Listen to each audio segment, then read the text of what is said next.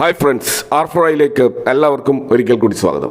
ഇന്ന് നമ്മൾ ഡിസ്കസ് ചെയ്യുന്നത് ROE, ROC എന്ന് പറയുന്ന രണ്ട് പ്രധാനപ്പെട്ട മെട്രിക്സുകളെ കുറിച്ചാണ്. ഇപ്പോൾ സ്റ്റോക്കുകളുടെ ഫണ്ടമെന്റൽസ് പരിശോധിക്കുമ്പോൾ നാം കണ്ടുമുട്ടുന്ന രണ്ട് വാക്കുകളാണ് ROEയും ROCയും. ROE എന്ന് പറഞ്ഞാൽ റിട്ടേൺ ഓൺ ഈക്വിറ്റി, ROCE എന്ന് പറഞ്ഞാൽ റിട്ടേൺ ഓൺ ക്യാപിറ്റൽ എംപ്ലോയിഡ്. അപ്പോൾ ഈ രണ്ട് ടൂളുകളും ഒരു കമ്പനിയുടെ എഫിഷ്യൻസിയും അതിൻ്റെ പ്രോഫിറ്റബിലിറ്റിയും എത്രമാത്രം സ്ട്രോങ് ആണ് എന്ന് കാണിക്കുന്ന രണ്ട് സുപ്രധാനമായിട്ടുള്ള ടൂളാണ്. അപ്പോൾ ഇത് സിമ്പിളായിട്ട് മനസ്സിലാക്കാൻ നമ്മൾ ഒരു റിയൽ ലൈഫ് ബിസിനസ് എക്സാമ്പിൾ നമ്മൾ എടുത്തു നോക്കാം. ഇപ്പോൾ ഉദാഹരണത്തിന് നിങ്ങളൊരു റെസ്റ്റോറൻറ്റ് കഫേ നടത്താൻ ഉദ്ദേശിക്കുന്നതെന്ന് കരുതുക.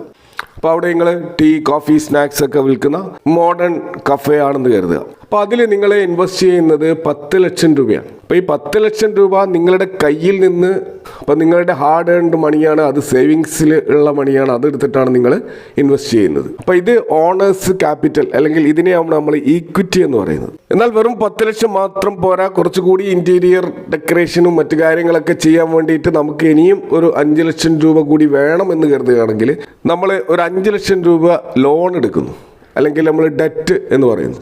അപ്പോൾ ടോട്ടൽ ക്യാപിറ്റൽ നമ്മൾ യൂസ് ചെയ്യുന്നത് നമ്മുടെ സ്വന്തം കയ്യിലുള്ള 10 ലക്ഷവും ഈ 5 ലക്ഷം ലോൺ എടുത്ത എമൗണ്ടുമാണ്. ഇത് രണ്ടും കൂടി കൂട്ടിയിട്ടാണ് നമ്മൾ ടോട്ടൽ ക്യാപിറ്റൽ എംപ്ലോയിഡ് എന്ന് പറയുന്നത്. അപ്പോൾ ഒരു വർഷം കഴിഞ്ഞിട്ട് നമ്മുടെ ഈ റെസ്റ്റോറൻറ്റ് ഏകദേശം ഒരു 4 ലക്ഷം രൂപ പ്രോഫിറ്റ് ഉണ്ടാക്കിയെന്ന് കരുതുക. അതിൽ നിന്ന് ടാക്സും മറ്റ് ചെലവുകളും കഴിച്ചിട്ട് നമുക്കൊരു 3 ലക്ഷം രൂപ നെറ്റ് പ്രോഫിറ്റും കിട്ടിയെന്ന് കരുതുക.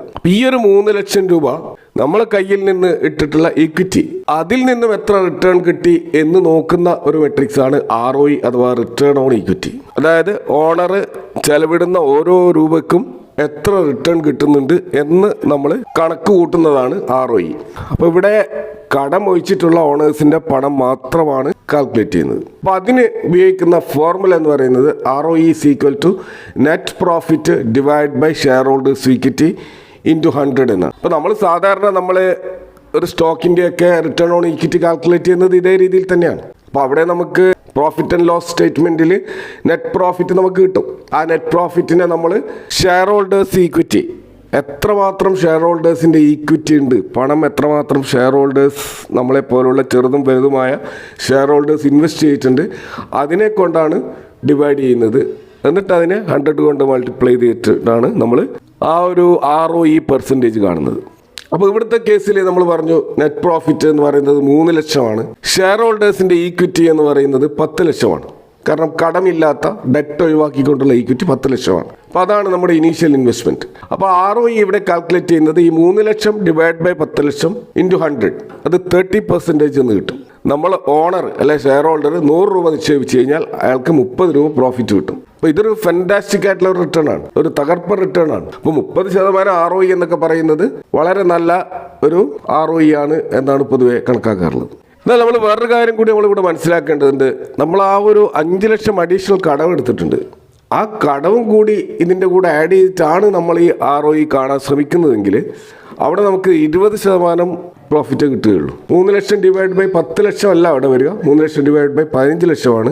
അപ്പോൾ അതുകൊണ്ട് തന്നെ അവിടെ നമുക്ക് കിട്ടുന്ന പെർസെൻറ്റ് 20% ആയിരിക്കും. അപ്പോൾ അതുകൊണ്ട് തന്നെ നമ്മുടെ സ്വന്തം കയ്യിൽ നിന്നെടുത്ത പണം ഉപയോഗിച്ചുകൊണ്ടുള്ള റിട്ടേൺ എത്രയാണെന്നും, അപ്പോൾ നമ്മൾ കടമെടുത്തുകൊണ്ട് അതും കൂടി കൂട്ടിയിട്ട് നമുക്ക് മൊത്തത്തിൽ ഓവറോൾ ബിസിനസ്സിൽ എത്ര റിട്ടേൺ ജനറേറ്റ് ചെയ്യാൻ പറ്റുന്നുണ്ട് എന്നുകൂടി കണക്കാക്കുന്നതിന് വേണ്ടി നമ്മൾ ഉപയോഗിക്കുന്ന മെട്രിക്സ് ആണ് ROCE അഥവാ റിട്ടേൺ ഓൺ ക്യാപിറ്റൽ എംപ്ലോയിഡ്. അപ്പോൾ ഇതാണ് ആ കമ്പനിയെ കുറിച്ചിട്ടുള്ള ബ്രോഡറായിട്ടുള്ള ഒരു പിക്ചർ നമുക്ക് നൽകുക. അതായത് അതിൻ്റെ ഓവറോൾ എഫിഷ്യൻസി എത്രമാത്രം ഉണ്ട് എന്ന് സൂചിപ്പിക്കുന്ന കാര്യമാണ് റിട്ടേൺ ഓൺ ക്യാപിറ്റൽ എംപ്ലോയിഡ്. അപ്പോൾ റിട്ടേൺ ഓൺ ക്യാപിറ്റൽ എംപ്ലോയിഡ് ഇത് കാൽക്കുലേറ്റ് ചെയ്യുന്നത് കുറച്ചും കൂടി ഡിഫറെൻ്റ് ആയിട്ടുള്ള ഒരു ഫോർമുലയാണ്. കാരണം അവിടെ ടാക്സും ഇൻട്രസ്റ്റും പേ ചെയ്യുന്നതിന് മുമ്പേ ഉള്ള പ്രോഫിറ്റ് അഥവാ ഓപ്പറേറ്റിംഗ് പ്രോഫിറ്റ് അല്ലെങ്കിൽ എബിറ്റ് എന്ന് പറയുന്ന earnings before interest and tax, അതിനെയാണ് നമ്മൾ ടോട്ടൽ ക്യാപിറ്റൽ എംപ്ലോയിഡ് കൊണ്ട് ഡിവൈഡ് ചെയ്തിട്ട് ഇൻറ്റു 100 മൾട്ടിപ്ലൈ ചെയ്ത് നമുക്ക് പെർസെൻറ്റേജ് കിട്ടുന്നത്. ഇപ്പോൾ നമ്മൾ നേരത്തെ പറഞ്ഞ ആ കഫേ റെസ്റ്റോറൻറ്റ് സിനാരിയോയിൽ നമ്മൾ പറഞ്ഞു ഒരു വർഷം നമുക്ക് കിട്ടിയ പ്രോഫിറ്റ് 4 ലക്ഷമാണ്. ആ 4 ലക്ഷത്തിൽ ഇൻട്രസ്റ്റും ടാക്സും കഴിച്ചിട്ടുള്ള പണമായിട്ടുള്ള 3 ലക്ഷമാണ് നമ്മൾ ROE കാൽക്കുലേറ്റ് ഉപയോഗിച്ചെങ്കിൽ ഇവിടെ നമ്മൾ ഈ ഒരു 4 ലക്ഷം തന്നെയാണ് ROCE കാൽക്കുലേറ്റ് ചെയ്യാൻ ഉപയോഗിക്കുന്നത്. അപ്പോൾ അങ്ങനെ കാൽക്കുലേറ്റ് ചെയ്യുമ്പോൾ 4 ലക്ഷം ഡിവൈഡ് ബൈ 15 ലക്ഷം ഫിഗർ കൊണ്ടാണ് ഡിവൈഡ് ചെയ്യുന്നത്. അതിനെ നമ്മൾ പെർസെൻറ്റേജിൽ കൺവേർട്ട് ചെയ്യുമ്പോഴാണ് 26.7% റിട്ടേൺ ഓൺ ക്യാപിറ്റൽ എംപ്ലോയിഡ്. അപ്പോൾ ഇവിടെ നമ്മൾ മനസ്സിലാക്കുക, ROE നമുക്ക് 30% കിട്ടുകയാണെങ്കിൽ ROCE 26.7% കിട്ടുന്നത്. അപ്പോൾ ഇതിൽ നിന്ന് നമ്മൾ മനസ്സിലാക്കുന്നത് എന്താണ്? അതായത് നമ്മൾ 100 രൂപ ഇൻവെസ്റ്റ് ചെയ്ത് കഴിഞ്ഞാൽ 26.7% റിട്ടേൺ ആ കമ്പനി നമുക്ക് നൽകും. അപ്പോൾ ഇതിൻ്റെ ആ ഒരു ബേസിക് കൺസെപ്റ്റ് നിങ്ങൾക്ക് മനസ്സിലാക്കി കാണുമെന്ന് കരുതുന്നു. അപ്പോൾ ROE ROCE ആ ഒരു കൺസെപ്റ്റ് നമ്മൾ മനസ്സിലാക്കി കഴിഞ്ഞാൽ നമുക്കിനി ഇൻവെസ്റ്റ്മെൻറ്റ് ഡിസിഷൻ എടുക്കുമ്പോൾ ഈ ROE ROCE എങ്ങനെയാണ് നോക്കേണ്ടത്, പ്രത്യേകിച്ച് സ്റ്റോക്കുകൾ ഇൻവെസ്റ്റ് ചെയ്യുമ്പോൾ അതാണ് നമ്മളിവിടെ നോക്കുന്നത്. ഏറ്റവും കൂടുതൽ ROE ROCE കിട്ടുന്നു അത്രയും നല്ലതാണ്. അത് 30% ആയിക്കോട്ടെ, 50% ആയിക്കോട്ടെ, 100% ആയിക്കോട്ടെ, എത്ര അധികം കിട്ടുന്നു അത്രയും നല്ലതാണ്. തമ്പ് റൂള് എന്നുള്ള രീതിയിൽ എല്ലാവരും പറയാനുള്ളത് ROE ഒരു 15% കൂടുതലെങ്കിലും ഒരു സ്റ്റോക്കിൽ ഉണ്ടായിരിക്കണം. അതേപോലെ ROCE ഒരു 18% കൂടുതലെങ്കിലും ഉണ്ടായിരിക്കണം. എന്നാൽ ഇത് എല്ലാ ബിസിനസ്സിലും നമുക്ക് അപ്ലൈ ചെയ്യാൻ കഴിയില്ല. എങ്കിലും ഒരു തമ്പ് റൂൾ എന്നുള്ള നിലയ്ക്ക് ഇതാണ് പൊതുവെ ഫോളോ ചെയ്യുന്ന ഒരു ROE ROCE. എന്നാൽ ഈ ഒരു ROE ROCEയും ഒരു വർഷം മാത്രം ക്രിയേറ്റ് ചെയ്യുന്നത് കൊണ്ട് അതിൻ്റെ വില ഇൻവെസ്റ്റ്മെൻറ്റ് ഡിസിഷൻ എടുക്കുന്നത് ശരിയല്ല. അപ്പോൾ നമ്മുടെ അത് കൺസിസ്റ്റൻ്റ് ആയിട്ട് മിനിമം ഒരു 5 വർഷം മുതൽ 10 വർഷം വരെ എങ്ങനെയാണ് ഇതിൻ്റെ ROEയും ROCEയും ആവറേജ് വന്നിട്ടുള്ളത് എന്നുകൂടി നോക്കണം. കാരണം ഒരു പ്രത്യേക വർഷം നമുക്ക് നല്ല ROEയും നല്ല ROCEയും രേഖപ്പെടുത്തിയ ശേഷം അടുത്ത വർഷം അത് ഡിക്ലൈൻ ആവുകയാണെങ്കിൽ അതൊരിക്കലും ഒരു നല്ല ലക്ഷണമല്ല. അപ്പോൾ അതുകൊണ്ട് കൺസിസ്റ്റൻ്റ് ആയിട്ട് ഈ ROEയും ROCEയും വർദ്ധിച്ചുകൊണ്ടേയിരിക്കണം. അപ്പോൾ ഇന്ത്യൻ സ്റ്റോക്ക് മാർക്കറ്റിൽ തന്നെ നമ്മൾ ടോപ്പ് 100 ലാർജ് കമ്പനികൾ എടുത്തു കഴിഞ്ഞാൽ അപ്പോൾ അതിൽ പല ലീഡിങ് കമ്പനികളും ഈ രീതിയിൽ 20% കൂടുതൽ ROEയും 20% കൂടുതൽ ROCEയും കഴിഞ്ഞ 5 വർഷമായിട്ട് ആവറേജ് നൽകിക്കൊണ്ടിരിക്കുന്ന കമ്പനികളുണ്ട്. അത് നമ്മൾ എക്സാമ്പിൾ നോക്കുകയാണെങ്കിൽ ഇപ്പോൾ Nestle India, LIC, TCS, Coal India, Hindustan Zinc, Infosys, Titan, Hyundai Motors, Hindustan Aeronautics, ITC, Asian Paints, BEL, Vedanta, HCL Technologies, Bajaj Auto, Hindustan Unilever, Eicher Motors തുടങ്ങിയ സ്റ്റോക്കുകളൊക്കെ 20% കൂടുതൽ ROEയും 20% കൂടുതൽ ROCEയും കഴിഞ്ഞ 5 വർഷമായിട്ട് ആവറേജ് നൽകിക്കൊണ്ടിരിക്കുന്ന കമ്പനികളാണ്. അപ്പോൾ സ്ട്രോങ് ആയിട്ടുള്ള ROEയും സ്ട്രോങ് ആയിട്ടുള്ള ROCEയും ഒരേപോലെ 5 വർഷങ്ങളിൽ തുടർച്ചയായി നൽകുന്ന ഒരു കമ്പനി എന്ന് പറയുന്നത് തീർച്ചയായിട്ടും അത് വളരെ എഫിഷ്യൻ്റ് ആയിട്ടുള്ളതും നല്ല പ്രോഫിറ്റബിളുമായിട്ടുള്ള ഒരു കമ്പനിയാണ് എന്ന് നമ്മൾ മനസ്സിലാക്കുക. ഇനി ചില കേസുകളിൽ ഈ ROEയും ROCEയും ഈ രീതിയിൽ 5%-ലോ അല്ലെങ്കിൽ 20%-ൽ കൂടുതലോ ലഭിക്കണമെന്നില്ല.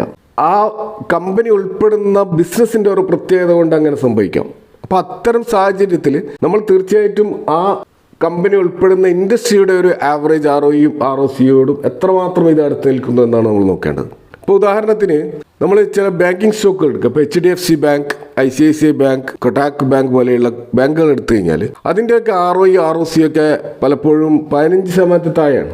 എന്നാൽ ആ പ്രൈവറ്റ് മേഖലയിലുള്ള ബാങ്കുകളുടെ ഒരു മീഡിയൻ ആവറേജ് ROEയും ROCയും നമ്മൾ നോക്കിക്കഴിഞ്ഞാൽ ഇപ്പോൾ 5 ഇയേഴ്സിൻ്റെ ROCE 6.11ഉം 5 ഇയേഴ്സിൻ്റെ ROE 11.89%. അപ്പോൾ അതുമായിട്ടാണ് നമ്മൾ ഈ ബാങ്കുകളുടെ ROEയും ROCയും കമ്പയർ ചെയ്യേണ്ടത്. അപ്പോൾ നമുക്കറിയാം ബാങ്ക് എന്ന് പറയുന്നത് ഒരു ലെൻഡിങ് ബിസിനസ്സാണ്. കാരണം ബാങ്കുകൾ ഡെപ്പോസിറ്റ് സ്വീകരിക്കുന്നുണ്ട്, അത് കടമായിട്ട് കണക്കാക്കും.